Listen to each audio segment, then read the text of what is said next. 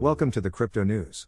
In today's video, Lyn Alden discusses what would happen if the dollar were to lose its status as the world's reserve currency, and whether Bitcoin could be its replacement. How do you see an unwinding happen if the US dollar were to lose its status, and what that would mean for, say, the average American? I mean, what does it look like for America if it isn't the global reserve currency anymore?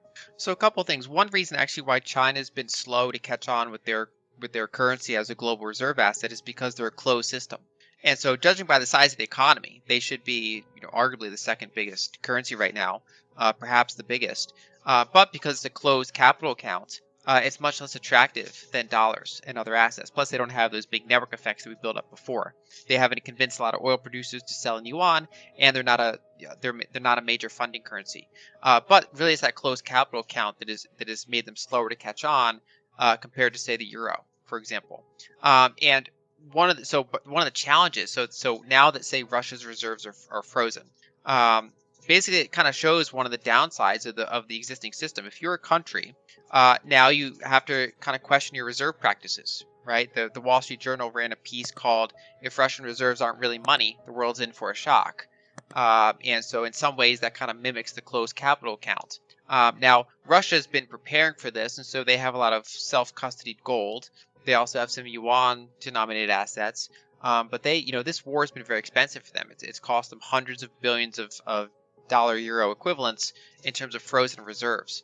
And so over time, if we start to see more of a diversification of reserves or less global willingness to hold treasuries and dollar-based assets as reserves, there's a couple of things you can see.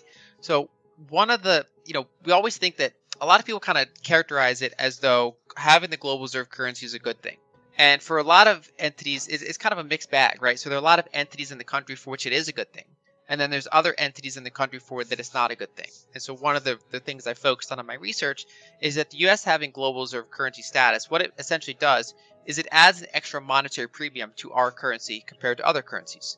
And that sounds like a good thing. But it also makes your exports less competitive. Because in addition to your revenue being denominated in dollars, your expenses are denominated in dollars, right? So your wages, your taxes, your various expenses are denominated in dollars, and so that's part of the reason why the United States has run a structural trade deficit. Basically, there's so much demand for dollars that we have to get dollars out into the world, and we do that through our structural trade deficits.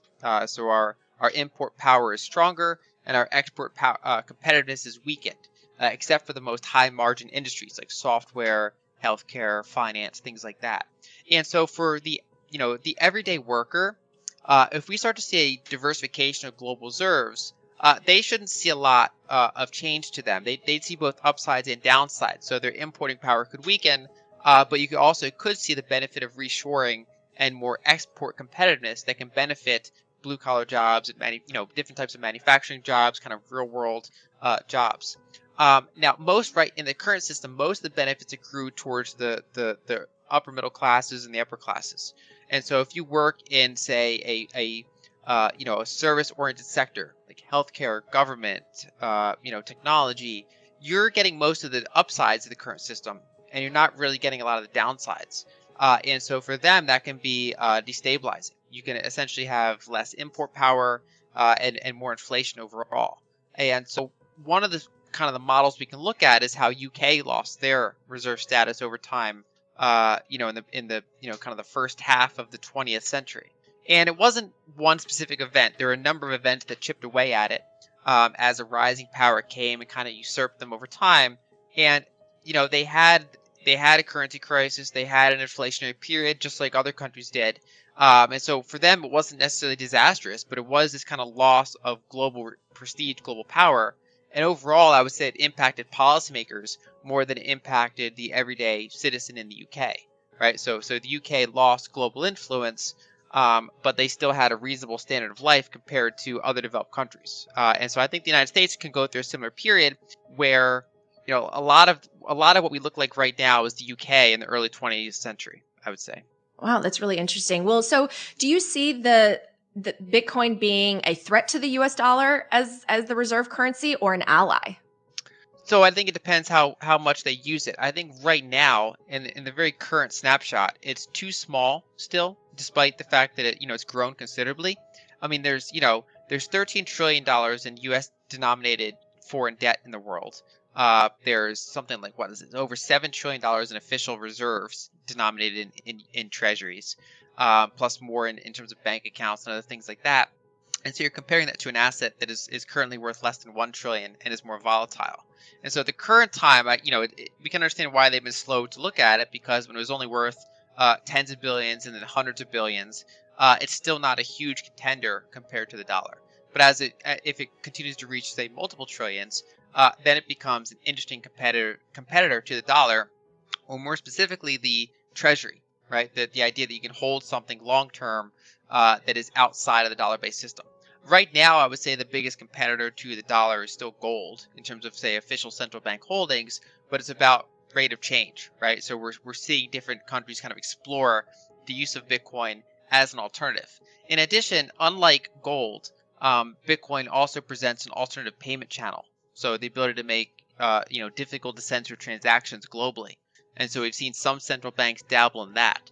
And I think over the long run, if the network effect of Bitcoin continues to be very robust, and if adoption continues to grow, and if the market capitalization reaches multiple trillions, and if volatility continues to inch down as it's more widely held, that does become an increasingly interesting alternative to the dollar.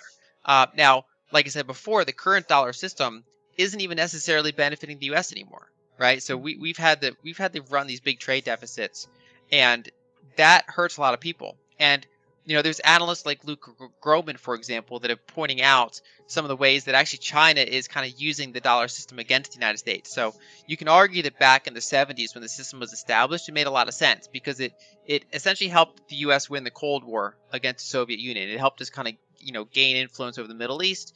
It helped our economy a lot. But in the 90s, when you had the fall of the Soviet Union, you had the opening up of China. We basically probably should have reshuffled the system, basically changed some of the incentives around, but we didn't. And so what happened was we continued running these massive structural trade deficits. We actually accelerated them in the 90s. And what China did was China then became a large surplus. They were on the other side of a lot of that, along with Germany, along with Japan and others. And what China did was China would take all these dollar surpluses, and they used to buy treasuries, and they used to buy other, they used to help fund U.S. deficits. But then what they increasingly began doing is, instead saying, okay, we don't want to hold treasuries anymore, right? They're sanctionable, their yields are below inflation. So instead what China began doing is using their dollar surpluses to buy up all sorts of foreign infrastructure and foreign assets around the world. Commodity deposits, infrastructure lending. They basically lent to a large portion of the developed world as part of their Belt and Road Initiative. And so they're kind of in some ways using the dollar system against the U.S. And so I think over time, if the U.S., if they resist it, it's very hard for them, because if you get the reserve currency kind of changed without your consent, it can be very painful. But if they see it coming, if they see the fact that, just due to technology, due to global economic trends, payment channels and reserve practices are kind of diversifying, if they get ahead of that trend, then they can use it for the benefit of reshoring and use that over time and have a more graceful exit from the prior system. So I think it depends how good policymakers are dealing with that. And I would say so far they're not really getting it. So I would say so far it's not looking great. Do you want to know one thing about crypto? I made over 3000% in profit in a few weeks. Fact is, the traditional financial system, the traditional money system makes you poor, not rich.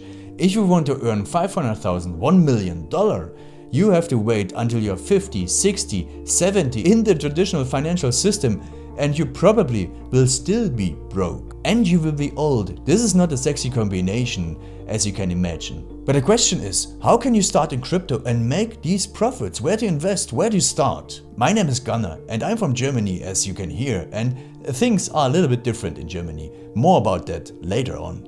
Fact is, there are lots of different cryptocurrencies. It's a gigantic universe where beginners and professionals get easily lost. But there is light at the end of the tunnel. There are 7 key steps you need to follow to become successful in this market. You have to know them, and if you fail one of them, it's literally impossible to succeed in this market. Just an example, one of the key points is your exchange, and one of the biggest are, for example, Binance and Coinbase.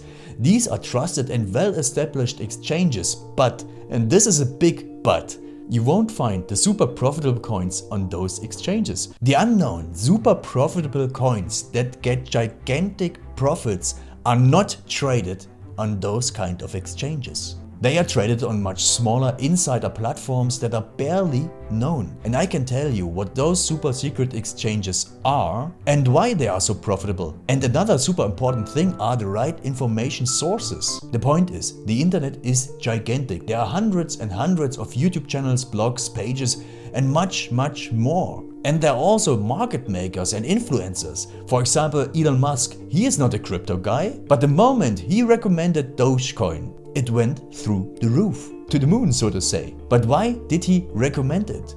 Where did he hear it from? He didn't hear it from newspapers. And believe me, he is listening to someone. But you have to know who, and you have to react before he is reacting. This is really, really important. And these are only 2 of the 7 steps you have to follow in order to be successful in crypto. And if you want to know all of these steps in much more detail, and if you want to have a comprehensive checklist, here's what you should do. There is a link below this video. Click on this link and you will get the opportunity to subscribe to my channel. Click on the link and you will see a video where I explain the next steps. So see you soon. Click on the link now. I'll see you there.